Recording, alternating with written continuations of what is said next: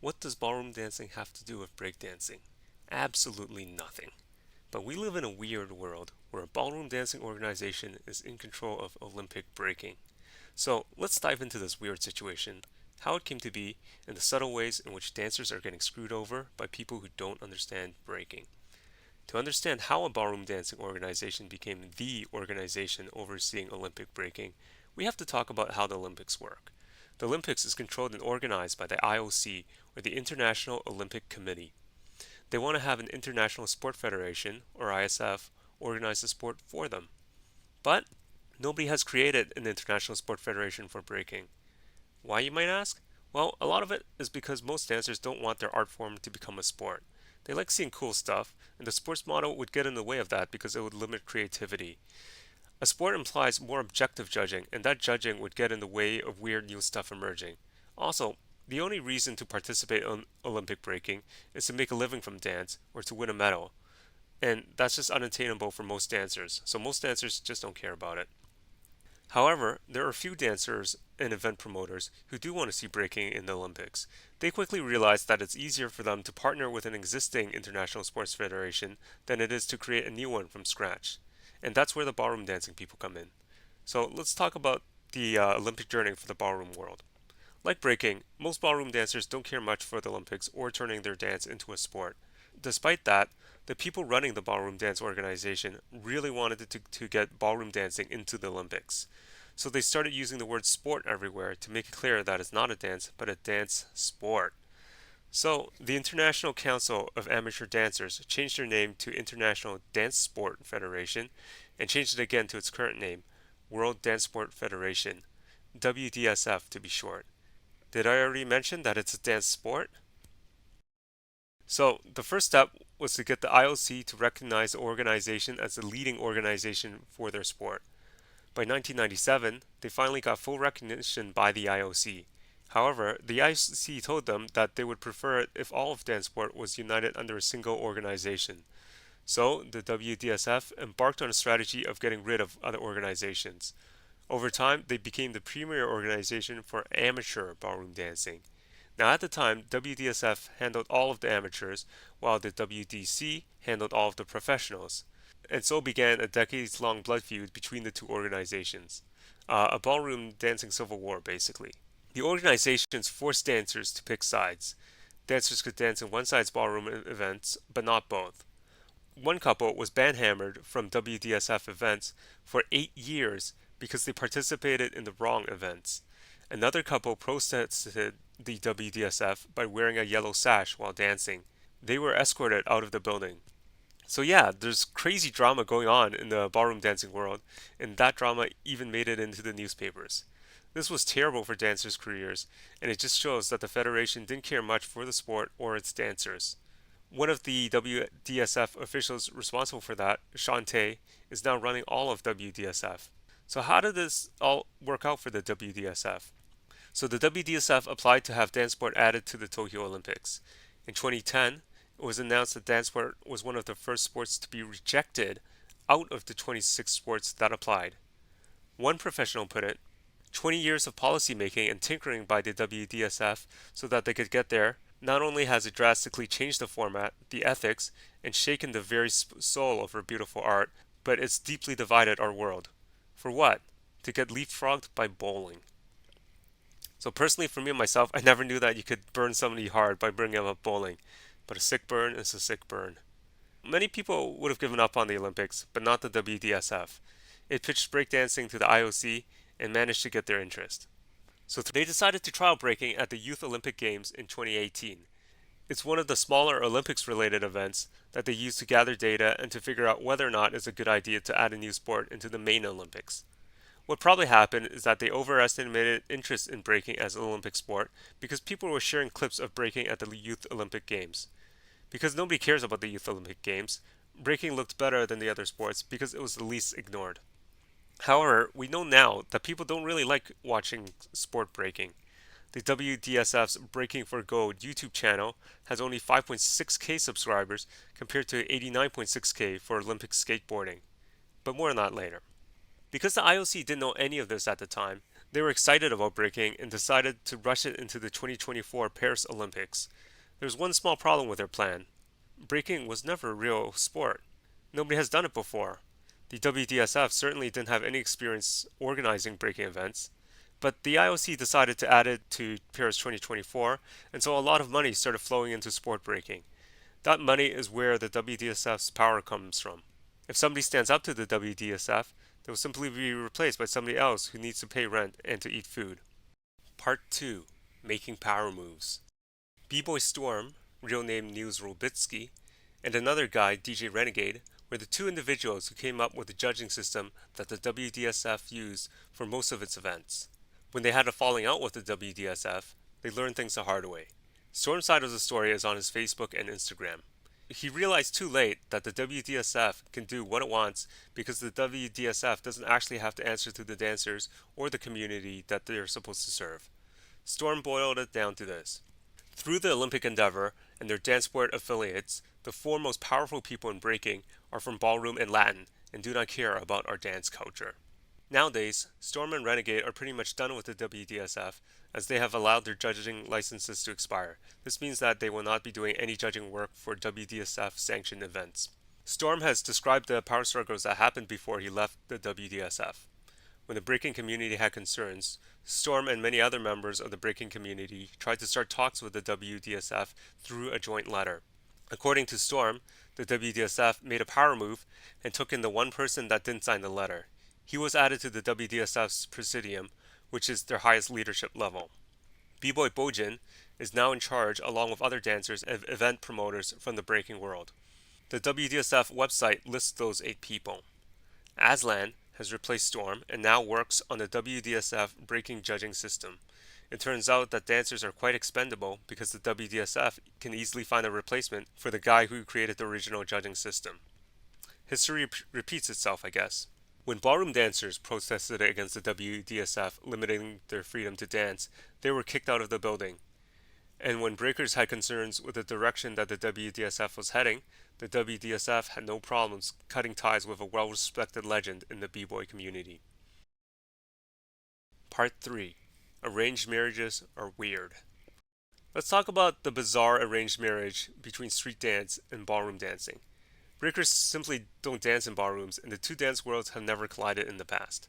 But now that a ballroom dancing organization is in control of Olympic breaking, a lot of weird things have been happening. It turns out that the WDSF doesn't even understand its own rules for breaking.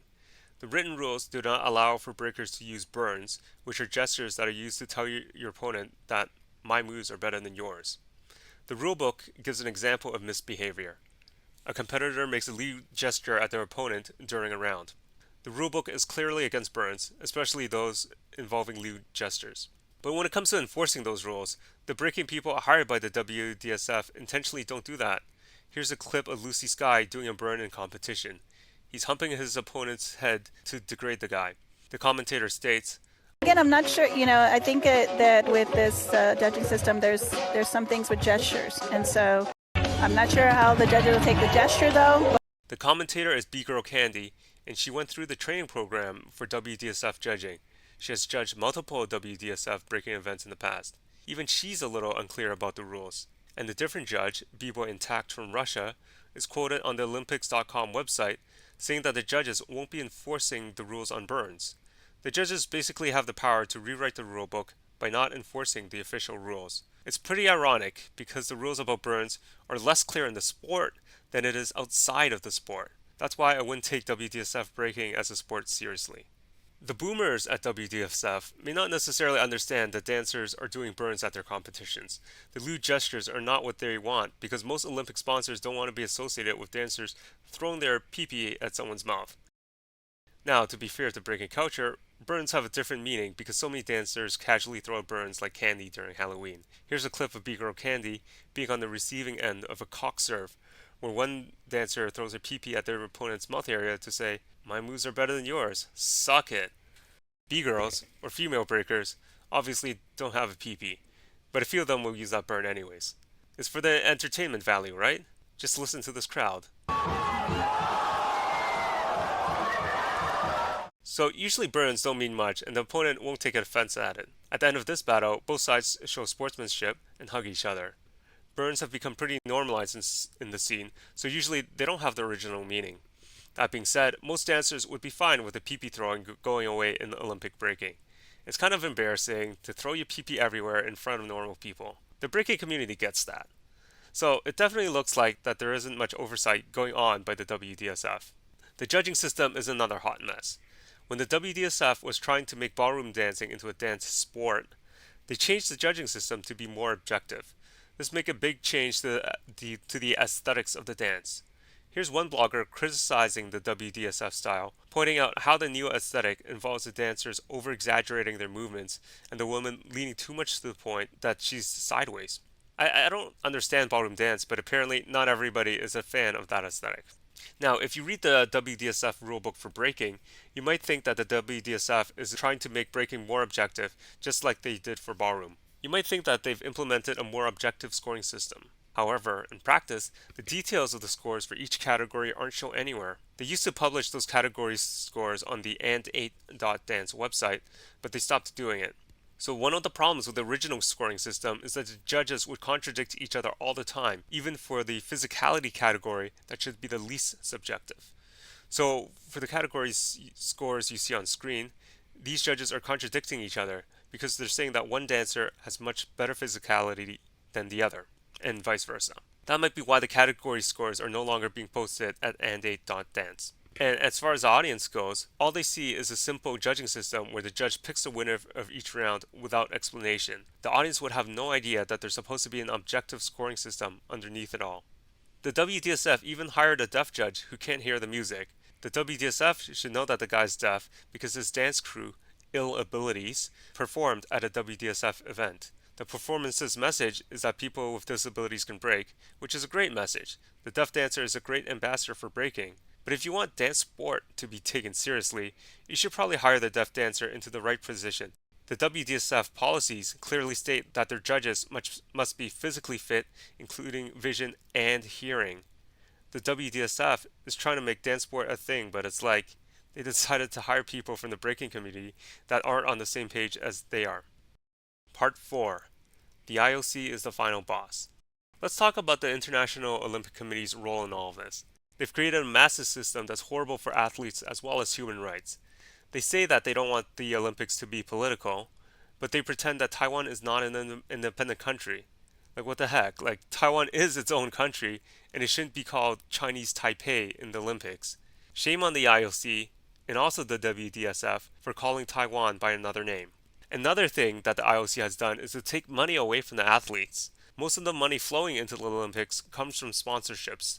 The problem is that the IOC blocks athletes from sponsorship money so that they and their allies can get a bigger share of the pie.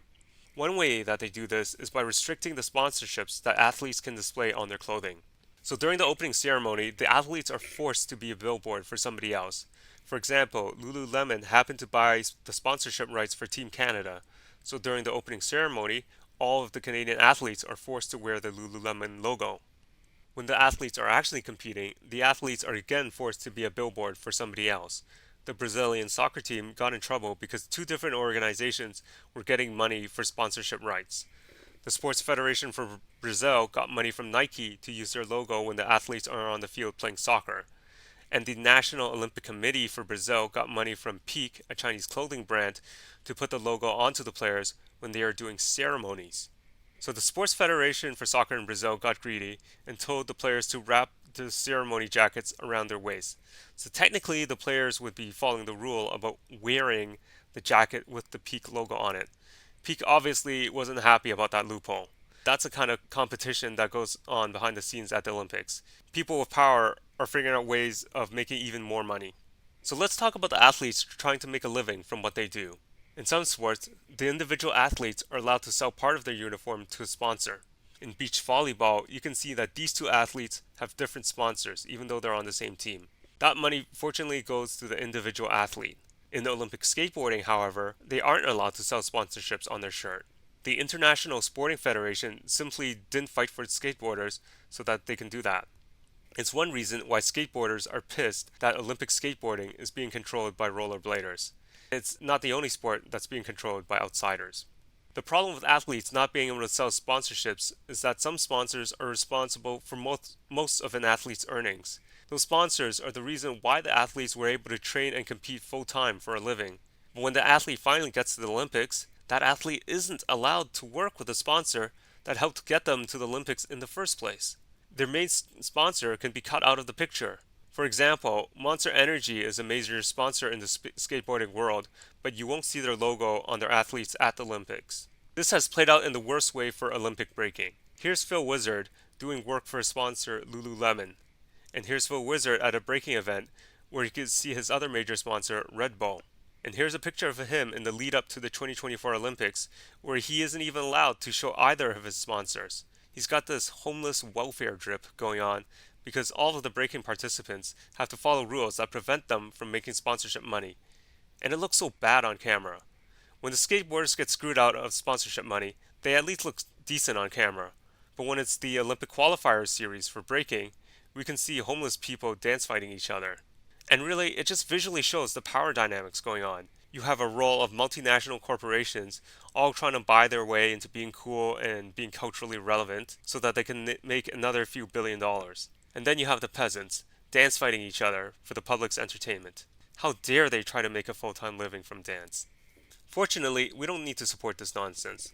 If we don't like dancers being exploited by the Olympics and sports federations like the WDSF, then we can follow our favorite dancers on Instagram. If they get any sponsorship deals, that money will flow more directly to the dancer. I would also encourage you to follow the dancers that aren't as well known. Here are just two of them. B-Girl Firebird is a teenager from Bulgaria. She has incredible power moves, which are the really difficult flashy moves that got most people into breaking. Her power moves are actually better than every single B-Girl that you will see at the Olympics. She didn't qualify for the Olympics, however, because of the gatekeeping towards dancers who specialize in power moves. Unfortunately, the Olympics won't do anything for her career, so she's a real underdog in the breaking world. She can do one-handed elbow air flares, but she'll have a harder time turning her passion into a decent full-time job. Another account with only a few thousand followers is B-Girl Arisha from Russia. I've never seen anybody spin on their chest like that. It's mind-blowing stuff that you won't see on TV. Unfortunately, the style of breaking that you see at the Olympics will be corrupted by big sponsors that are trying to buy their way into being cool.